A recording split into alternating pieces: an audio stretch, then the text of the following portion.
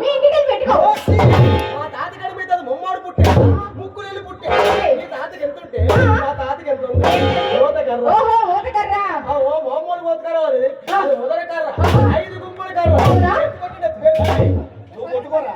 ఎవరు పగలపై చూద్దాం కానీ చూద్దాం కానీ. మేమైతే తాత నమస్కారం నమస్కారం పెట్టాలి. పెట్టాలి. ఏ చెక్క? భర్త మాత నమస్కారం పెట్టాలి. అమ్మాయి గారు మీరైతే భర్త మాత్రం తెచ్చారు. పెట్టించాం. ఇతగాడు ఎవరు? చంపేస్తాను.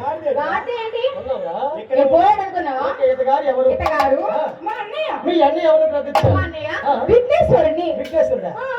వల్లి పోతేదవా? వినాయక స్వామిరా. ఏ స్వామి? వినాయక స్వామి. ఓహో, ఈ స్వామి. ఏ స్వామి? దండం స్వామి.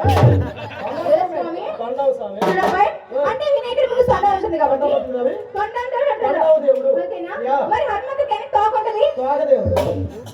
అంటే తోక ఉంటే దండం దేవుడు. తోకుంటే త్వాగదేవుడు. మరి రెండే లేకపోతే బోడి స్వామి అంటారు, బోడి స్వామి. దేవుడు గురించి మాట్లాడేటప్పుడు పద్ధతిగా మాట్లాడాలి. ఇలారా ఇలారా మా అన్నయ్య ముందుగా విఘ్నేశ్వరుని ప్రార్థించాడు. విఘ్నేశ్వరుడు